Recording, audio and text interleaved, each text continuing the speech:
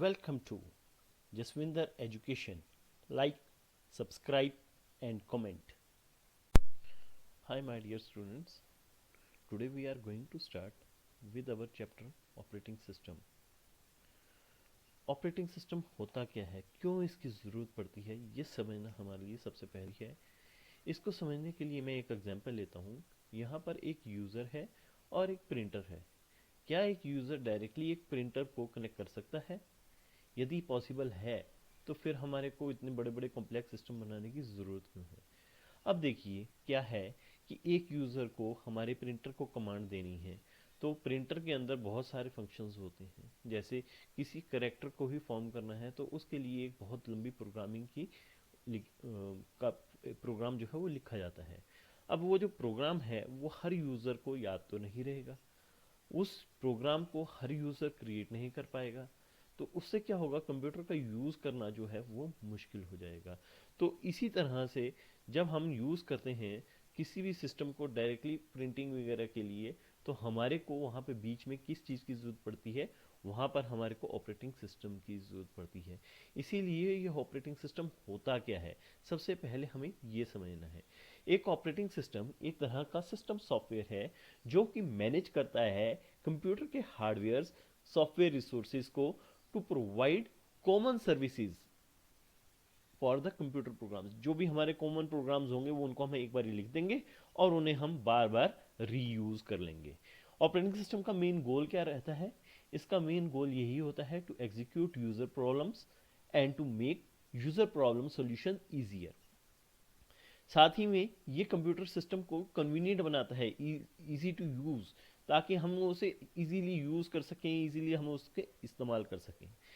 और कंप्यूटर की एफिशिएंसी को बढ़ाता है, क्योंकि यदि हमारे प्रोग्राम जो है हमें जो प्रोग्राम लिखने पड़े वो छोटे स्मॉल अमाउंट में हम प्रोग्राम लिखेंगे, तो हमारी एफिशिएंसी क्या होगी, किसी भी कंप्यूटर सिस्टम को यूज़ करने की वो इंक्रीज करेगी। इसे समझने के लिए हम एक एग्जांपल लेते हैं। जैसे सपोज करो यहाँ पे n नंबर ऑफ यूजर्स हैं। n नंबर ऑफ यूजर्स ने अलग अलग सिस्टम सॉफ्टवेयर के थ्रू या एप्लीकेशन सॉफ्टवेयर के थ्रू इंटरेक्ट करना है हमारे सीपीयू या फिर इनपुट आउटपुट डिवाइसेस के साथ। तो ये करने के लिए हमारे पास क्या रहेगा कि ये यदि हम डायरेक्टली इनको इनके साथ इंटरेक्ट करवाएंगे तो बहुत मुश्किल होगा। तो उसके लिए हमारे पास सारे कॉमन प्रोग्राम कहाँ लिख दिए जाते हैं, ऑपरेटिंग सिस्टम के अंदर लिख दिए जाते हैं। और ऑपरेटिंग सिस्टम हमारे को हेल्प करता है इन एक्सेसिंग दीज प्रोग्राम्स और इनपुट आउटपुट डिवाइसेस को मैनेज करना, जैसे कब उसको वर्चुअल मेमोरी को टेक ओवर करना है, कब उसे रिलीज करना है। ये सारे फंक्शंस जो हैं वो इसके थ्रू इजीली परफॉर्म कर लिए जाते हैं। इसके अलावा हमारे पास डिफरेंट टाइप के फंक्शन जो है इससे किए जा सकते हैं। जैसे ये क्या करता है, रिकॉग्नाइज करता है एंड इंस्टॉल पेरिफेरल डिवाइसेस। जितने भी हमारे पेरिफेरल डिवाइसेस होते हैं उन्हें ये क्या करेगा, इंस्टॉल करेगा। रिकॉग्नाइज सबसे पहले तो जैसे ही हम किसी यूएसबी को लगाते हैं तो वो उसे क्या करता है, रिकॉग्नाइज करता है और फिर उसे इंस्टॉल करता है। मैनेजेस फाइल्स एंड फोल्डर्स, जितने भी हमारी फाइल्स एंड फोल्डर्स जो भी हमारे सिस्टम के अंदर होते हैं ये उसे मैनेज करने की कोशिश करता है। Share out system memories, system के अंदर की जो भी मेमोरीज होती हैं उन्हें शेयर करता है। Handle system errors and alert users, system के जितने भी एरर्स होंगे उन्हें ये क्या करेगा, देखेगा और उन अलर्ट भेजेगा हमारे यूजर्स को, ताकि हम उस एरर को सॉल्व कर पाए।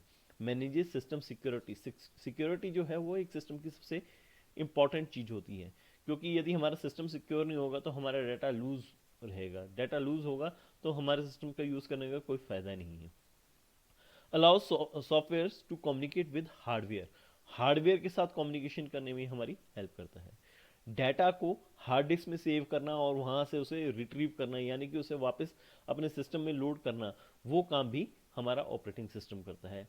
Load and run other software applications, जैसे और किसी भी सॉफ्टवेयर की एप्लीकेशंस को हमने वहाँ पे इंस्टॉल करना है उन्हें हम इंस्टॉल कर सकते हैं और यूज़ कर सकते हैं। As well as handle input and outputs, जितनी भी इनपुट और आउटपुट्स होती हैं उन्हें हैंडल करने में भी हमारी हेल्प करता है।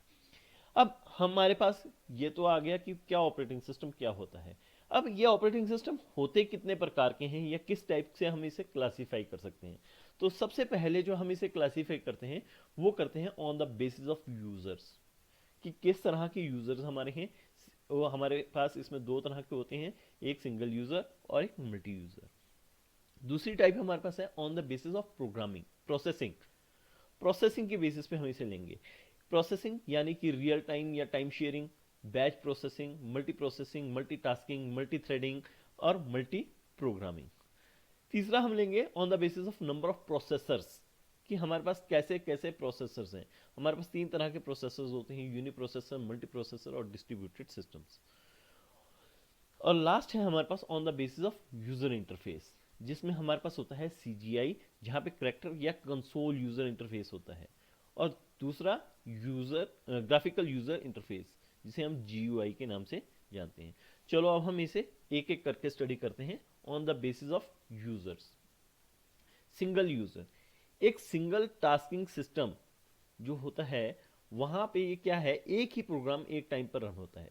Single task operating system can function only on the electronic devices like computers and will run only one application at a time. एक ही एप्लीकेशन रन होगी, चाहे वो जो मर्जी एप्लीकेशन हो, लेकिन एक टाइम पे एक ही एप्लीकेशन यहाँ पे रन होगी। जैसे कि हमारी फ़ोन कॉल होते हैं या टू वे मैसेजिंग सिस्टम होते हैं, तो इनके अंदर क्या है, या कैलकुलेटर है, तो ये क्या है, सिंगल यूजर क्या है, एक प्रोग्राम है, एक टाइम पे एक ही प्रोग्राम का यूज किया जा सकता है।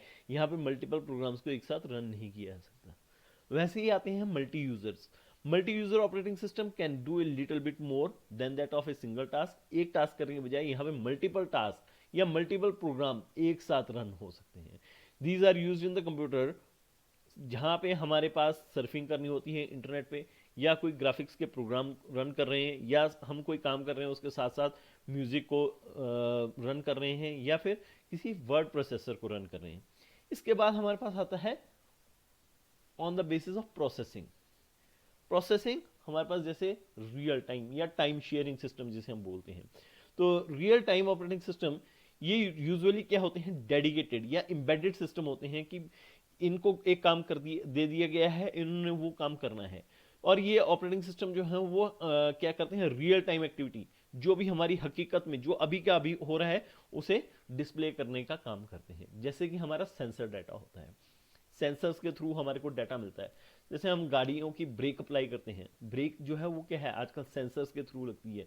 तो वहाँ पे क्या है कि वो सारा सिस्टम को चेक करता है, और या फिर हम गाड़ी को रेस देते हैं तो एक्सेलरेटर जब हम देते हैं तो वहाँ पे जो हमारा डिजिटल मीटर है वो हमारे को शो करता है कि क्या रेस, क्या आपने स्पीड दी हुई है या आपकी स्पीड पे गाड़ी को ड्राइव कर रहे हैं। वो सब क्या है, रियल टाइम सिस्टम के ऊपर काम कर रहे हैं। ये क्या है, मल्टीपल सेंसर्स जो हों वो एक साथ काम कर रहे होते हैं, और मल्टीपल प्रोसेसिंग को रियल टाइम प्रोसेसिंग के थ्रू प्रोसेस किया जाता है। और यहाँ पे क्या होता है, गारंटेड रिस्पॉन्स होता है with in fix period of time. आपका बिल्कुल करेक्ट परफॉर्मेंस आपको मिलेगी, आपको कोई भी मिस्टेक इसके अंदर नहीं मिलेगी। दूसरा आता है बैच प्रोसेसिंग। बैच प्रोसेसिंग एक तरह की टेक्निक होती है जिसमें हमारा ऑपरेटिंग सिस्टम क्या करता है, सारे प्रोग्राम्स को इकट्ठा करता है, कलेक्ट करता है। एक साथ सारा जो प्रोग्राम्स हैं या डाटा है उसे कलेक्ट कर लेगा और बाद में उसकी प्रोसेसिंग स्टार्ट करेगा। एक ऑपरेटिंग सिस्टम जो है वो उसके अंदर बैच प्रोसेसिंग जो है वो उसके बेसिस पे कुछ एक्टिविटीज होती हैं। जैसे कि हमारा ऑपरेटिंग सिस्टम है, उसको हम जॉब डिफाइन कर देते हैं, pre defined sequence of commands हम उसको दे देते हैं, और प्रोग्राम्स के बेसिस पे हम क्या करते हैं, डाटा को सिंगल यूनिट बना देते हैं। वैसे ही हमारे पास जो ऑपरेटिंग सिस्टम होते हैं वो नंबर ऑफ जॉब्स जो इसकी मेमोरी होती है या उसको एग्जीक्यूट करने में विदाउट मैनुअल इन्फॉर्मेशन जो है ये काम करता है। कोई भी मैनुअल इन्फॉर्मेशन इसके अंदर नहीं है आपको मिलेगी कि ये कैसे काम कर रहा है कैसे नहीं काम कर रहा है, बस खाली जो आपका एग्जीक्यूशन है वो आपको हो जाएगी। Jobs are processed in order of submission, first come first serve के बेसिस पे आपको जो है यहाँ पे सर्विस प्रोवाइड की जाती है। जो काम पहले आएगा वो काम पहले होगा, जो काम उसके बाद आएगा वो उसके बाद होगा। When A job completes it's execution, जब एक जॉब होती है उसकी एग्जीक्यूशन कंप्लीट हो जाती है, इट्स मेमोरी इज रिलीज्ड, जैसे ही वो काम खत्म हुआ उसकी मेमोरी को वो छोड़ देगा, and the output of the job gets copied into the output pool. और जो भी आउटपुट उसकी होगी, जो भी उसका फाइनल रिजल्ट होगा, उसे वो क्या करेगा, लेटर प्रिंटिंग या प्रोसेसिंग के लिए वो इकट्ठा भेज देगा। ठीक है। बैच प्रोसेसिंग हम लास्ट में जब हम प्रैक्टिकली देखेंगे तो मैं आपको बताऊंगा कि बैच कैसे बनते हैं, बैचेस कैसे बनाए जाते हैं और कैसे उस फाइल को प्रोसेस किया जाता है, कैसे बैच सिस्टम को प्रोसेस किया जाता है। इसके बाद हम बात करते हैं मल्टी प्रोसेसिंग की। Multi processing operating system enables the several programs in a programs to run concurrently. एक ही टाइम पे बहुत सारे प्रोग्राम जो है वो रन हो रहे होते हैं। Multi processing performs same function as a single process operating system. Single process में ही वो क्या करता है, बहुत सारे प्रोग्राम्स को रन कर देता है। They schedule and monitor operations and calculations in order to complete the user initiated task. जो भी यूजर ने टास्क दी है उसको कंप्लीट करने के लिए ये ध्यान देता है, मॉनिटर करता है उनके ऑपरेशंस को, शेड्यूल करता है उनके ऑपरेशंस को। जो the difference is that multi processing operating system divides the work into the various सब टास्क। जो हमारा होता है, पहले के सिस्टम था मल्टी प्रोसेसिंग, जो हमारा पहला सिस्टम है टाइम शेयरिंग का, उसके अंदर क्या होता है कि टाइम शेयर कर दिया जाता है, जबकि यहाँ पे टास्क को ही क्या है वेरियस सब टास्क में डिवाइड कर दिया जाता है, छोटी छोटी टास्कों में उसे तोड़ दिया जाता है, ठीक है, और वो असाइन कर दिए जाते हैं टू द सीपीयू कि डिफरेंट डिफरेंट टाइम्स के ऊपर वो उसे प्रोसेस कर सके। A multi processing operating system needs a mechanism to for the processor to interact with one another as they schedule task. जैसे जैसे टास्क को शेड्यूल किया जाता है वैसे वैसे ये क्या करते हैं, अपने आप को कोऑर्डिनेट करते हैं सिस्टम्स के साथ, सीपीयू के साथ, कि वो कोऑर्डिनेशन के साथ जो है टास्क को कंप्लीट कर सकें। Because multi processing operating system relies on parallel processing. इसके अंदर क्या होती हैं, पैरेलल प्रोसेसिंग होती हैं, दो या दो से ज़्यादा कमांड्स इकट्ठी रन होती हैं। प्रोसेसर जो है वो इन्वॉल्व होता है, कि इस तरीके से इन्वॉल्व होता है कि वो उसके पता है कि किस तरह से उसने किस टास्क को परफॉर्म करना है, और उसी के बेसिस पे वो प्रोसेसिंग करता है। इसके बाद हमारे पास आता है multitasking. Multitasking is done when multiple jobs are executed by the CPU simultaneously। एक ही टाइम पे बहुत सारी मल्टीपल काम जो हो किए जा रहे हैं, और इसके अंदर क्या होता है कि स्विचिंग का सिस्टम यूज होता है। Switching occurs so frequently that user may interact with the other program while it is running। वो इतनी फास्ट स्विचिंग होती है कि एक दूसरे प्रोग्राम के ऊपर हम स्विच कर जाते हैं, लेकिन हमारे को पता नहीं लगता कि भाई हमने कब स्विच किया, और उसकी प्रोसेसिंग जो है वो कब हमने एक प्रोग्राम से दूसरे प्रोग्राम पे चलेगी। तो उसके अंदर एग्जीक्यूशन जो है वो साइमल्टेनियसली हम बहुत सारे प्रोग्राम्स की कर सकते हैं। तो इसकी कुछ जो कुछ एक्टिविटीज होती हैं मल्टीटास्किंग की, वो कौन कौन सी एक्टिविटीज होती हैं। The user gives the instruction to the operating system और द प्रोग्राम डायरेक्टली। सीधे हम क्या करते हैं, ऑपरेटिंग सिस्टम या जो हमारा प्रोग्राम है उसे टास्क दे देते हैं, और इमीडिएटली हम उससे रिस्पॉन्स ले लेते हैं। यहां पे क्या होता है कि मल्टीपल ऑपरेशंस या मल्टीपल एग्जीक्यूशंस जो हमारी होती हैं वो एक ही टाइम पे कंडक्ट करवा दी जाती हैं। जो हमारा टाइम शेयरिंग सिस्टम था, जो हमने स्टार्टिंग में टाइम शेयरिंग सिस्टम पढ़ा, उसके अंदर ही मल्टीटास्किंग ऑपरेटिंग सिस्टम भी उसे कहा जा सकता है, क्योंकि वो क्या कर रहा है, टाइम शेयर कर रहा है, मल्टीपल टास्क को हैंडल करने के लिए टाइम शेयर कर रहा है। These operating systems are developed to provide the interactive use of computer system at a reasonable cost। Cost के बेसिस पे जो हमारा मनी होती है, मनी के बेसिस पे हमारा ऑपरेटिंग सिस्टम डेवलप किया गया है कि सस्ते से सस्ता ऑपरेटिंग सिस्टम हमारा हो, और जो भी काम हमारी इंटरेक्शन जितनी भी कंप्यूटर सिस्टम के साथ होनी है वो अच्छे से हो सके। ए time shared operating system uses the concept of CPU scheduling and multi-programming to provide each user with a small portion of the time shared। इसीलिए यहां पे क्या है कि दो चीजें यूज हो रही हैं टाइम शेयर्ड ऑपरेटिंग सिस्टम के अंदर, सीपीयू की शेड्यूलिंग भी की जा रही है और मल्टी प्रोग्रामिंग भी की जा रही है। इसीलिए इसे हम क्या बोलते हैं, मल्टीटास्किंग, क्योंकि यहाँ पे मल्टीपल टास्क, दो तरह की टास्क हैं। एक सीपीयू की शेड्यूलिंग भी कर रहे हैं कि सीपीयू ने कब कब टाइम शेयर करना है, और मल्टी प्रोग्रामिंग भी इसके अंदर आ गई। तो ये जब दो चीजें इन्वॉल्व होगी तो इसे क्या बोलते हैं, मल्टीटास्किंग, ठीक है। Each user has at least one separate program in memory. हर यूजर के पास एक सेपरेट प्रोग्राम चल रहा होगा मेमोरी के अंदर। A program is loaded into the memory and is executed, commonly refer to as a process. और ये जो हमारा प्रोग्राम लोड हो रहा है मेमोरी के अंदर और एग्जीक्यूट हो रहा है, उसे हम क्या बोलते हैं, प्रोसेस।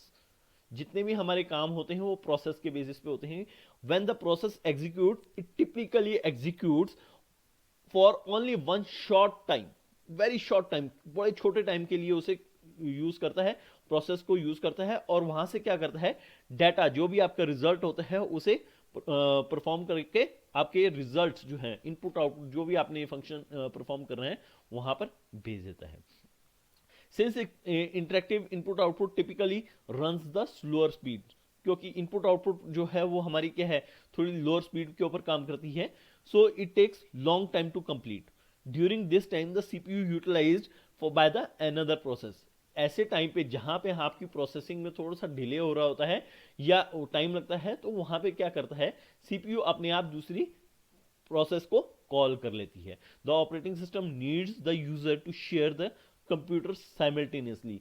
जैसे कि हमने क्या किया है, ईच कमांड जो हमारी कमांड हम देते हैं वो बहुत शॉर्ट टाइम के लिए हमारे सिस्टम के पास जाती है, और अंदर जो है वो क्या होती है, रैपिड स्विचिंग होती है, एक दूसरे प्रोग्राम के अंदर स्विचिंग जो है वो कंटिन्यूसली चलती रहती है, जिस बेसिस पे हमारा मल्टीपल टास्क जो है वो एक साथ रन कर रही होती हैं। क्लियर हो गया इतना? इसके बाद हम चलते हैं on the basis of processing. Processing के बेसिस पे हमारे क्या क्या सिस्टम्स हमारे पास होते हैं। मल्टी थ्रेडिंग, जिसमें एक इंपॉर्टेंट है, मल्टी थ्रेडिंग जो है इसकी एबिलिटी होती है कि ये सीपीयू को प्रोवाइड करेगी मल्टीपल थ्रेड्स।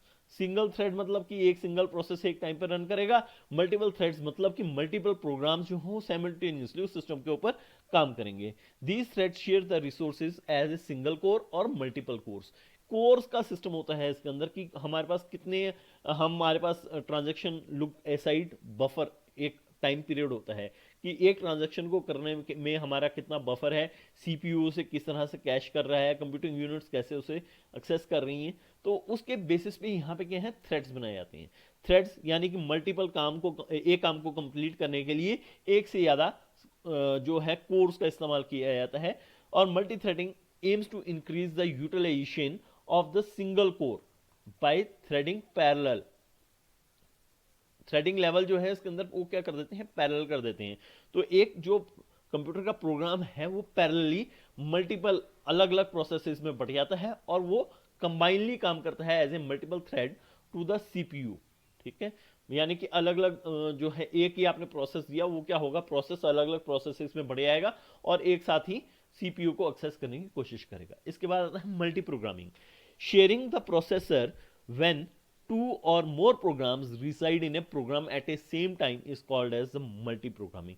जब आपका एक ही टाइम पे एक से ज़्यादा या दो से ज़्यादा प्रोग्राम जो है मेमोरी को यूज कर रहे हैं, और वो एज्यूम किया जाता है कि सिंगल शेयर्ड प्रोसेसर है, सिंगल एक ही प्रोसेसर के ऊपर वो काम हो रहे हैं, तो मल्टी प्रोग्रामिंग जो है वो क्या है, इंक्रीज कर देती है सीपीयू की यूटिलाइजेशन के लिए बाय ऑर्गेनाइजिंग द जॉब्स। उसके अंदर वो क्या करता है, ऑर्गेनाइज कर देता है जॉब्स को, कि सीपीयू जो है वो एक एक करके एग्जीक्यूशन प्रोग्राम की करता जाए, लेकिन वो क्या है, वो जो प्रोग्राम आपका हो वो लगे कि सिंगल प्रोग्राम ही रन हो रहा है। यहां पे क्या है कि operating system keep several jobs in the memory at a time, बहुत सारी जॉब्स को एक साथ वो अपनी मेमोरी में रख लेता है। This set of job is called as a subset of the job. यहाँ पे क्या है कि जॉब का एक पूल बना दिया जाता है, बहुत सारी जॉब्स को जब इकट्ठा कर दिया जाता है तो वो एक तरह का जॉब पूल बन जाता है। तो मल्टीपल जो ऑपरेटिंग सिस्टम है वो पिक करता है और एग्जीक्यूट करता है one of the job in the memory, एक एक करके जो है वो आपकी मेमोरी के अंदर से उनको प्रोसेस करना स्टार्ट कर देता है। Multi programming operating system monitors the state of all programs and the system resources using the memory management program. इसके अंदर मेमोरी मैनेजमेंट प्रोग्राम का यूज किया जाता है टू इंश्योर जब भी हमारा सीपीयू जो है वो खाली बैठा है, आइडल बैठा है, तो वो अनलेस जो है there are no jobs in the process, तो वो कोई ना कोई प्रोसेसिंग जो है वो उसकी करता रहे। इसके बाद हमारे पास आता है on the basis of number of processors. जब हमारे पास नंबर ऑफ प्रोसेसर्स अलग अलग हो, जैसे यूनिप्रोसेसर जहां पे आपका सिंगल प्रोसेसिंग यूनिट होता है, सेंट्रल प्रोसेसिंग सीपीयू जो है वो सिंगल है और वही यूज किया जाता है to execute the computer task. Multi processor यहां पे क्या है, दो से ज्यादा सीपीयूज का इस्तेमाल किया जाता है। These multiple CPUs are in the close communication sharing computer bus. इसे हम कहां पे रखते हैं, क्लोज कम्युनिकेशन शेयरिंग पे रखते हैं। और इसके अंदर हमारे पास कंप्यूटर बस, मेमोरी और अदर पेरिफेरल डिवाइसेज जो हैं वो बहुत टाइटली कपल्ड सिस्टम के अंदर रखे जाते हैं। वैसे ही हमारे पास आता है distributed operating system is a software over a collection of independent network communicating and physical state separate computational nodes। इसके अंदर क्या है, इंडिपेंडेंट है, सारी चीजें अपनी अपनी इंडिपेंडेंट है, नेटवर्क के थ्रू जुड़ी हुई हैं, एक दूसरे के साथ कम्युनिकेट कर रही हैं, और ये क्या है, एक दूसरे से डिफ्रेंशिएट की गई हैं by the help of computational nodes होते हैं, अलग अलग सिस्टम जो है वो उनके ऊपर ये काम हो रहा होता है। They handle the jobs which are serviced by the multiple CPUs. अलग अलग सीपीयूज के ऊपर ये काम किया जाता है, और स्पेसिफिक सॉफ्टवेयर जो है वो सबसेट करता है टू द ग्लोबल एग्रीगेट। बाद में क्या है कि उन सभी जो कमांड्स डिफरेंट डिफरेंट सिस्टम्स के ऊपर रन हो रही होती है उसे जोड़ता है, एग्रीगेट करता है, एक ही जगह पे ग्लोबली उसको लेके आता है। Each subset is a composite of two distinct services provisioners. हो सकता है कि वो दो या दो से ज़्यादा डिफरेंट जो सर्विसेज प्रोवाइडर्स हैं उनके कॉम्बिनेशन से आपको जो है एक सब यूनिट मिलती है। और फर्स्ट जो यहाँ पे क्या है कि एक मिनिमम कर्नल बनता है जिसे हम माइक्रो कर्नल बोलते हैं, that directly controls the node hardware. वही क्या है, नोड हार्डवेयर को कंट्रोल करता है। दूसरे नंबर पे होता है हमारा high level collection of system management components, जो कि हमारी नोड्स और कोलैबोरेटिव जितनी भी एक्टिविटीज होती हैं उन्हें जोड़ने में हमारी हेल्प करता है। These component abstract the micro kernel functions and support application, user की जो एप्लीकेशन हैं उन्हें, और जो भी हमारे माइक्रो कर्नल के फंक्शंस हैं उन्हें। तो क्या है कि डिफरेंट नोड्स के अंदर से जब हमारे पास डाटा आएगा तो वहां पे वो एक ही जगह पर प्रोसेस होगा। अगला जो है हमारे पास आता है classification of operating system on the basis of interface. Interface एक है कंसोल बेस्ड। कंसोल बेस्ड मतलब कि जहां पे हमारे को कमांड लाइन ओनली हमारे को टेक्स्ट दिखाई देता है, कोई भी हमारे को ये नहीं पता होता कि हमने क्या किया है उसके अंदर, कैसे हमने करना है। तो हमारे को वहां पे कमांड्स को याद करना होता है, कमांड याद रखनी पड़ेगी। यदि हमारे को कमांड याद होगी तब तो हम उसे प्रोसेस कर सकते हैं, तो उसे हम कमांड लाइन इंटरप्रेटर या फिर कमांड लाइन प्रोसेसर भी बोलते हैं। जैसे हमारे पास डॉस है, डॉस को यूज करना है तो हमारे को कमांड्स का पता होना चाहिए कि हमने यदि डायरेक्टरी को देखना है तो कैसे देखना है, यदि हमने उसके अंदर फाइल देखनी है तो कैसे देखनी है, उसके अंदर फाइल क्रिएट करनी है तो कैसे करनी है। जबकि जीयूआई में क्या होता है, graphical user interface is a form of user interface that allows the users to interact with the electronic devices. Electronic devices के साथ, जो भी हमारे इलेक्ट्रॉनिक डिवाइसेस हैं या ग्राफिकल आइकॉन्स हैं या फिर जो भी हमारे ऑडियो इंडिकेटर्स हैं, उनके बेसिस पे ये सारा काम हो रहा होता है। तो चलिए हम एक एग्जांपल देख लेते हैं सीजीआई का, जीयूआई का, और एक हम बैच प्रोसेसिंग का एग्जांपल देखते हैं। तो ये करने के लिए हमारे पास विंडोज सिस्टम के अंदर हमारे को मिल गया, जैसा आप यहाँ पे देख रहे हैं यह मेरे यूज़र के अंदर है। तो यदि मुझे इससे बाहर आना होगा तो CD डबल डॉट, तो मैं बाहर चला गया इस डायरेक्टरी में से, डायरेक्टरी मतलब कि फोल्डर, ठीक है। और यदि मेरे को इसके अंदर जाना होगा तो मैं क्या करूँगा, CD जसविंदर, तो मैं इसके अंदर आ जाऊँगा। अब ये बाहर जाना अंदर जाना ये तो हमने अलग से देख लेना है। तो इसके साथ मैं थोड़ा सा इसे मिनिमाइज कर देता हूँ। ये देखिए यहाँ पर मैंने जो है कोई भी फाइल नहीं बना रखी है, तो मुझे यहाँ पे कोई फाइल बनानी है। तो सबसे पहले मैं क्या करूँगा, मैं देखूँगा कि मेरे को डेस्कटॉप पे कैसे पहुँचना है। तो यहाँ पे आप देखेंगे मैंने क्या किया, यहाँ पर कमांड दी dir, तो इसने मुझे सारी डायरेक्टरीज दिखा दी जिसमें अब मुझे डेस्कटॉप पे आना है। तो मैं कैसे जाऊँगा, CD डेस्कटॉप, तो मैं डेस्कटॉप में आ गया।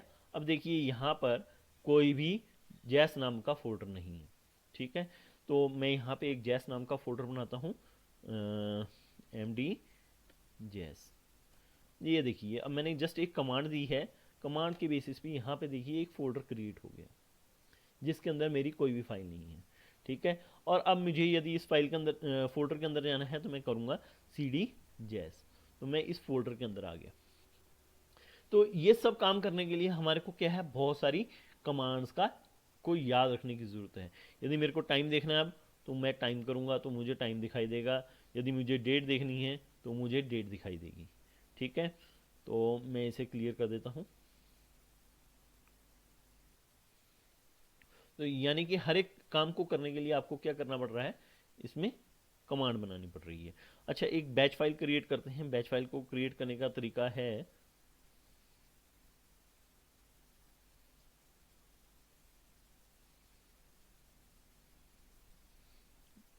ये नाम की मैंने एक फाइल बनानी है। तो मैं यहाँ पे कमांड दे देता हूँ टाइम डेट ओके। दो चीज़ें मैं इसमें बनाता हूँ, ठीक है, कंट्रोल जेड। अब देखिए ये मेरी एक फाइल बन गई है। जब मैं यहाँ पे डायरेक्टरी बनाऊंगा तो ये देखिए आपको यहाँ पे दिखाई दे रही है jazz.bat। अब यदि मेरे को ये कमांड को रन करना है तो ये मेरी क्या बन गई, बैच फाइल, ठीक है, जो हमने बैच प्रोसेसिंग सिस्टम के अंदर देखी थी। तो देखिए यहाँ पर अभी मैंने जब पहले किया था तो मैंने डेट और टाइम के लिए अलग अलग कमांड चलाई थी। अब ये दोनों चीज़ें दिखाने के लिए मेरे को खाली इतना ही टाइप करना है, जैस एंड एंटर। इसने मुझे सबसे पहले क्या दिखाया, टाइम, क्योंकि मैंने पहले कमांड क्या डाली थी, टाइम। तो ये क्या कर रही है, सीक्वेंस के बेसिस पे मुझे सब चीज़ें दिखा रही है। दूसरे नंबर पे जब मैंने एंटर किया तो ये मुझे क्या दिखा रही है, डेट दिखा रही है। और जैसे ही मैंने तीसरी बार प्रेस करूंगा तो ये यहां से बाहर आ जाएगा। तो ये मेरा क्या है, क्या बना, बैच प्रोसेसिंग। मैंने बैच में किसी कमांड को रन किया है, ठीक है। तीसरी चीज अब देखने के लिए आते हैं हम ग्राफिकल यूजर इंटरफेस। देखिए ग्राफिकली अभी हमने काम किया था, जो भी मैंने फोल्डर क्रिएट किया वो ग्राफिकली आपको यहाँ दिख रहा है। यहाँ पे काम करना कितना आसान है। और यहाँ पे देखिए ये बैच फाइल आपको जो अभी मैंने वहाँ पे क्रिएट की वो आपको दिखाई दे रही है। तो यहाँ पर जो काम करना है वो इजी हो जाता है। जब हम विंडोज सिस्टम के ऊपर काम करते हैं तो हमारे को इस सिस्टम के ऊपर काम करना जो है वो आसान हो जाता है। यदि हम ग्राफिक्स के ऊपर काम कर रहे हैं, ग्राफिक्स में हम आइकॉन्स को देख के समझ सकते हैं कि ये क्या है, कैसे काम कर रहे हैं, ठीक है। इसके बाद जो है मैं आपको कुछ एमसीक्यू दूंगा, तो आप इनको प्रैक्टिस कीजिए, ठीक है। तो please note down these.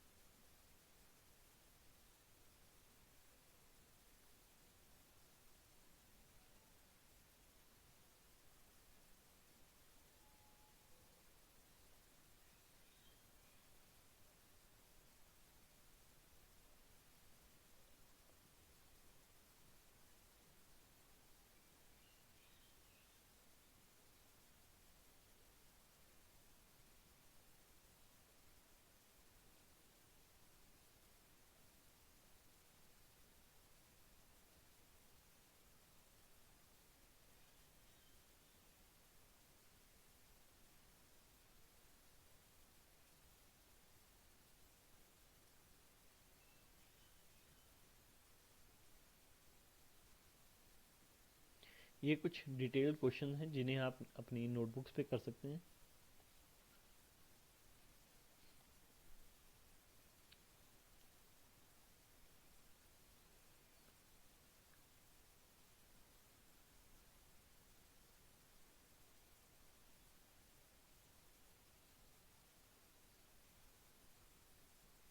Thank you students, hope कि आपको ये लेसन समझ में आया होगा।